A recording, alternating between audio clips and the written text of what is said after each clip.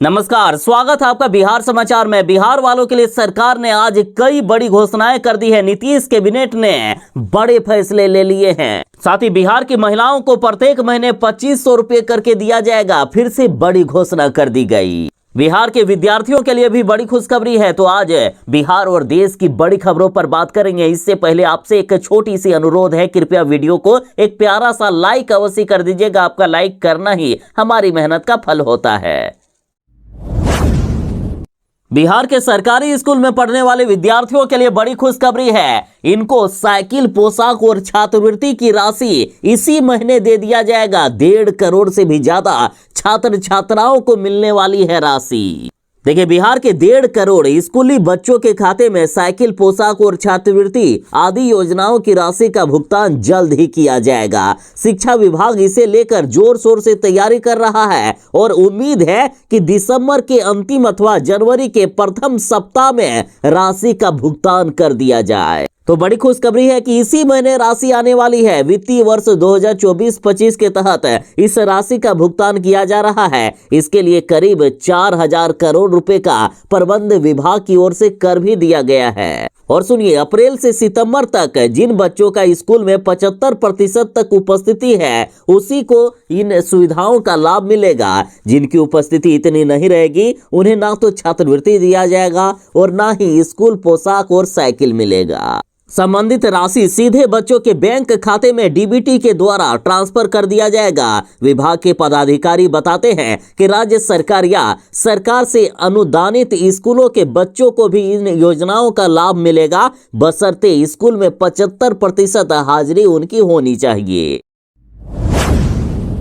बिहार वालों के लिए बड़ी खबर है। सरकार दे रही है गरीब परिवारों को 2500 रुपए हर महीने। देखिए, आंगनबाड़ी लाभार्थी योजना के तहत बिहार की गर्भवती महिलाओं को या फिर जिनके बच्चे हो गए हैं तो उनके 0 से 6 वर्ष तक के बच्चों के लिए आर्थिक सहायता प्रदान की जाती है। इस योजना से उन्हें हर महीने 2500 रुपए दिए जाते हैं, जिससे पोषण, स्वास्थ्य सेवाओं और बुनियादी जरूरतों को पूरा किया जा सके। तो जो भी महिलाएं गरीब परिवार से आती है, इस योजना का लाभ ले सकते हैं। हर एक महीने 2500 रुपया मिलेगा गरीब परिवारों को और उनके बच्चों को। आंगनबाड़ी लाभार्थी योजना का उद्देश्य गर्भवती महिलाओं को उचित पोषण और देखभाल प्रदान करना है, जो उनके और उनके नवजात शिशु के स्वास्थ्य के लिए अत्यंत आवश्यक है। आंगनबाड़ी लाभार्थी योजना का लाभ लेने के लिए बिहार राज्य के अस्थायी निवासी होना जरूरी है, यानी बिहार वालों को ही इस योजना का लाभ मिलेगा। योजना का लाभ लेने के लिए आंगनबाड़ी केंद्र से संपर्क करें। तेजस्वी यादव ने कहा है कि 17 महीनों में हमने कमाल करके दिखा दिया, अब हमें दीजिए पूरे 5 साल।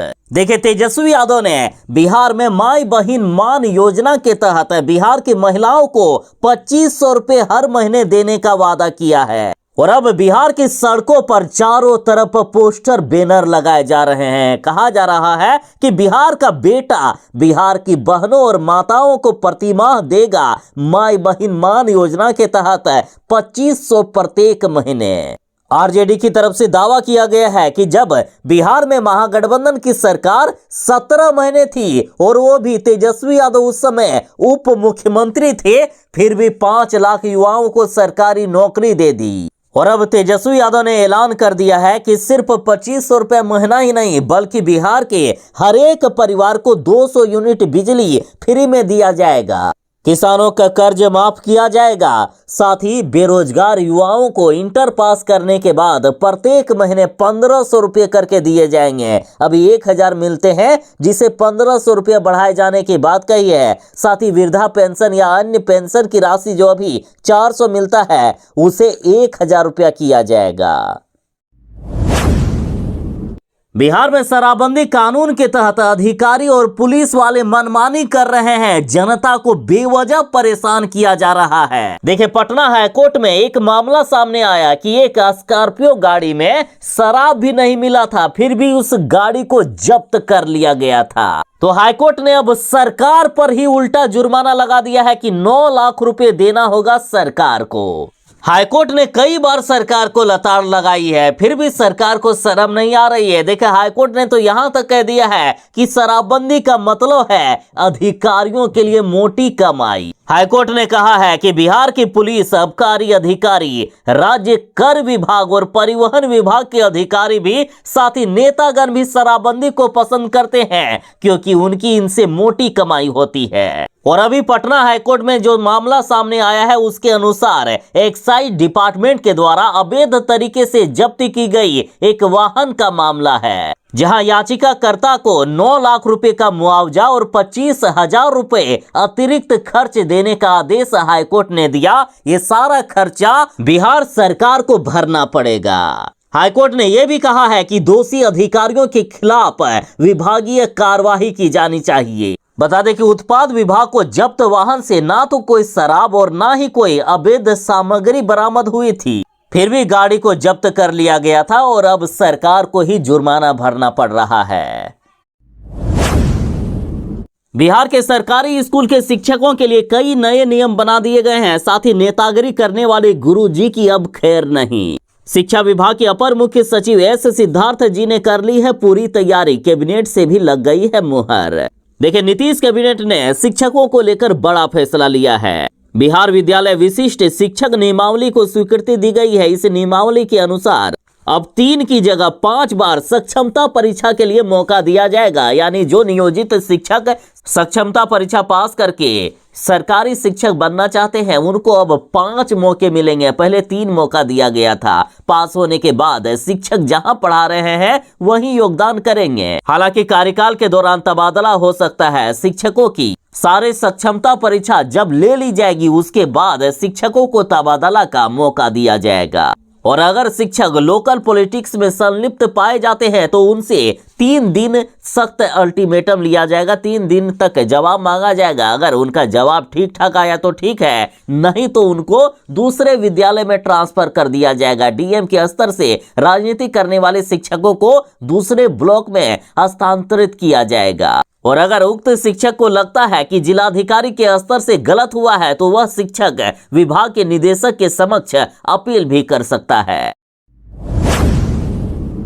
बिहार के सरकारी कर्मचारियों के लिए बड़ी खुशखबरी है। नीतीश सरकार ने बिहार के सरकारी कर्मचारियों के 3% डीए में बढ़ोतरी कर दिए हैं।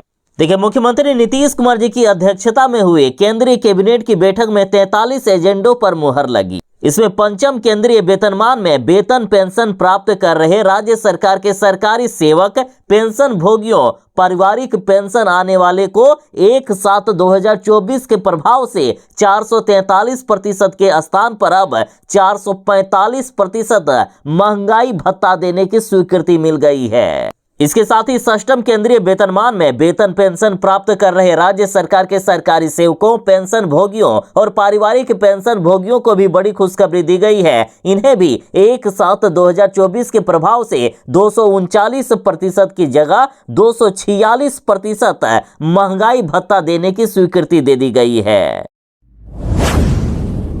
बिहार में जो आंगनबाड़ी सेविका या सहायिका की तैयारी कर रहे हैं उनके लिए बड़ी खुशखबरी है। नीतीश कैबिनेट ने अब बड़ा फैसला ले लिया। बिहार में 2500 नए आंगनबाड़ी केंद्र का निर्माण होगा और इन आंगनबाड़ी केंद्रों में बड़ी संख्या में आंगनबाड़ी सेविका और सहायिका की बहाली की जाएगी। देखिए, नीतीश कैबिनेट ने फैसला लिया है कि समेकित बाल विकास योजना अंतर्गत नाबार्ड से लोन लेकर 2500 आंगनबाड़ी केंद्र का निर्माण किया जाएगा। 300 करोड़ रुपए इन आंगनबाड़ी केंद्रों के निर्माण पर खर्च होंगे, जिसमें 255 करोड़ रुपए नाबार्ड से ऋण लिया जाएगा। तो तैयार रहिएगा, बिहार में जैसे ही इन आंगनबाड़ी केंद्रों का निर्माण हो जाएगा बड़ी संख्या में आंगनबाड़ी सेविका और सहायिका की बहाली होगी। बिहार में अब ड्राइविंग लाइसेंस बनाना इतना आसान नहीं होगा। साथ ही कई लोग जो 2 व्हीलर चलाते थे वो भी 4 व्हीलर तक का लाइसेंस बना लेते थे, लेकिन अब ऐसा नहीं हो पाएगा। ड्राइविंग लाइसेंस के लिए अब सीसीटीवी की निगरानी में देना होगा टेस्ट। कई लोगों ने फर्जी तरीके से ड्राइविंग लाइसेंस बना लिया है, चलिए उनका तो ठीक है, लेकिन अब नहीं बना सकेंगे कोई भी। फर्जी लाइसेंस को रोकने के लिए बिहार सरकार का परिवहन विभाग ने कड़ा कदम उठा लिया है। पटना और औरंगाबाद की तर्ज पर अब पूर्णिया, भागलपुर, दरभंगा, सारण और गया में भी कैमरे और अत्याधुनिक तकनीक से लैस ट्रैक पर ड्राइविंग टेस्ट लिया जाएगा। परिवहन विभाग की इस निर्णय का उद्देश्य सही लोगों को बिना किसी परेशानी के ड्राइविंग लाइसेंस बनवाना है। इन जिलों में ड्राइविंग टेस्टिंग ट्रैक का ऑटोमेशन के लिए मारुति सुजुकी इंडिया लिमिटेड और परिवहन विभाग के बीच मेमोरेंडम ऑफ एग्रीमेंट यानी MOU किया गया है। अब टेस्ट में पास होने वाले आवेदकों का ही लाइसेंस बन पाएगा, वरना उनका लाइसेंस नहीं बनेगा। तो जो लोग 2 व्हीलर चलाना जानते थे और 4 व्हीलर तक का लाइसेंस बना लेते थे साइड से, तो अब उनका लाइसेंस वैसे नहीं बनेगा। बिहार में भयानक तरीके से ठंड बढ़ी हुई है और इधर 8वीं की छात्राओं ने शिक्षा विभाग के अपर मुख्य सचिव S सिद्धार्थ को चिट्ठी लिखी है और ठंड में स्वेटर देने की मांग की है। देखिए, शिक्षा विभाग के अपर मुख्य सचिव के पहल से सरकारी विद्यालयों में अभी पढ़ाई लिखाई ठीक हो गई है और इनके इन्हीं कार्यों से खुश होकर समस्तीपुर जिले के लगुनिया सूर्यकंठ के बाल सांसद और मीना मंच की बच्चियों ने पत्र लिखकर अपनी मांगे रखी है। 8वीं की बच्चियों ने S सिद्धार्थ से ठंड में स्वेटर देने की मांग की है। इन बच्चियों ने लिखा है कि हम आपका ध्यान इस ओर दिलाना चाहते हैं कि विद्यालय में बच्चों के पोशाक में आने की दृष्टि से हमारा विद्यालय 3 वर्षों से काफी अच्छा प्रदर्शन कर रहा है। हमारे विद्यालय में 95% बच्चे स्कूली यूनिफॉर्म में आते हैं, कभी कभी तो 100% बच्चे आते हैं। परंतु जाड़े के दिनों में एक समस्या होती है कि हमारे विद्यालय में पढ़ने वाले अधिकांश बच्चे अत्यंत ही गरीब परिवार के बच्चे हैं। विद्यालय में अधिकांश बच्चे पासी, कुम्हार, लोहार एवं चर्मकार समाज के आते हैं। हम बच्चों के पास आमतौर पर अच्छे ऊनी कपड़ों की कमी है। यही कारण है कि जाड़े के दिनों में बच्चे अपने अपने हिसाब से अलग अलग रंगों के स्वेटर, जैकेट, शॉल, चादर आदि में विद्यालय आते हैं। कई ऐसे भी बच्चे हैं जो बिना स्वेटर के केवल इनर में अथवा स्कूल ड्रेस के अंदर घर के अन्य साधारण कपड़े पहनकर आते हैं। हालांकि हर वर्ष जाड़े में हमारे हेडमास्टर सर जी एवं अन्य सभी गुरुजन ऐसे बच्चों के लिए अपने घर के पुराने स्वेटर लाकर बांटते हैं। ऐसी स्थिति में चेतना सत्र के दौरान अथवा वर्ग कक्ष में बच्चों के पोशाक में काफी भिन्नता दिखती है। हम बच्चे ऐसा महसूस करते हैं कि ये समस्या शायद राज्य के अधिकांश विद्यालयों में होगी। इसलिए हमारा अनुरोध है कि यदि संभव हो सके तो सरकारी विद्यालय में हम बच्चों के लिए निजी विद्यालय के बच्चों की तरह एक समान रंग के स्वेटर का प्रावधान करने की कृपा करें, ताकि जाड़े के दिनों में भी विद्यालय में बच्चों के पोशाक में समरूपता रह सके। अर्थात विद्यालय के ड्रेस कोड में स्वेटर को भी शामिल किया जाए। बीपीएससी द्वारा ली गई 17वीं प्रीलिम्स की परीक्षा जो बापू परीक्षा केंद्र में लिया गया था पटना में, तो उसे रद्द कर दिया गया था और अब नई परीक्षा की तिथि घोषित कर दी है। अब 4 जनवरी को होगी फिर से परीक्षा। बीपीएससी अभ्यर्थी लगातार हंगामा कर रहे हैं कि सिर्फ एक केंद्र की नहीं बल्कि पूरी परीक्षा को रद्द करके फिर से परीक्षा लिया जाए। बिहार के सभी सरकारी विद्यालयों में होगी अब पेरेंट टीचर मीटिंग। देखिए, जिस तरह से प्राइवेट स्कूलों में पेरेंट्स टीचर मीटिंग होती है, उसी तरह अब बिहार के सभी सरकारी विद्यालयों में होगा। बिहार के सभी सरकारी विद्यालयों में हर महीने के 1 शनिवार को पेरेंट्स टीचर मीटिंग होगी। मीटिंग में बेहतर उपस्थिति करने वाले बच्चों के अभिभावकों की प्रशंसा की जाएगी और कम उपस्थिति करने वाले बच्चों के अभिभावकों से कारण जाना जाएगा। इस संबंध में सभी जिला शिक्षा पदाधिकारी यानी DO को शिक्षा विभाग की ओर से निर्देश जारी कर दिया गया है। साथ ही इस दौरान शिक्षक भाषा और गणित में कमजोर बच्चों में सुधार के लिए अभिभावकों को कहेंगे और अभिभावकों से अनुरोध करेंगे कि बच्चों को घर में प्रतिदिन कम से कम 1 घंटे के लिए हिंदी एवं अंग्रेजी के पाठ कराएं। इसके साथ ही बच्चों के होमवर्क पर भी बात की जाएगी। बिहार के खिलाड़ियों के लिए बड़ी खबर है। बिहार में 5671 पंचायतों में बनेंगे 6659 खेल का मैदान और इसका नीतीश कुमार जी ने शुरुआत भी कर दिए हैं। देखिए, मुख्यमंत्री नीतीश कुमार जी के कर कमलों के द्वारा ग्रामीण विकास विभाग के अंतर्गत 638 करोड़ 27 लाख की लागत से 533 प्रखंडों के 5671 ग्राम पंचायतों में 6659 खेल मैदान के निर्माण का शुभारंभ कर दिया गया है। बिहार में पहली बार इतने बड़े पैमाने पर मनरेगा के तहत खेल के मैदान का निर्माण किया जा रहा है। इसमें खिलाड़ियों के लिए दौड़ने के लिए ट्रैक, वॉलीबॉल, बैडमिंटन, बास्केटबॉल के लिए कोर्ट, फुटबॉल के लिए गोल पोस्ट भी इसी योजना के तहत तैयार किए जाएंगे। साथ ही ऊंची कूद, लंबी कूद, खो खो और कबड्डी के लिए भी जरूरी इंतजाम किए जाएंगे। और अगले साल यानी 2025 में खेल मैदान बनाने का लक्ष्य रखा गया है कि इसे बनाकर पूरा कर लिया जाएगा।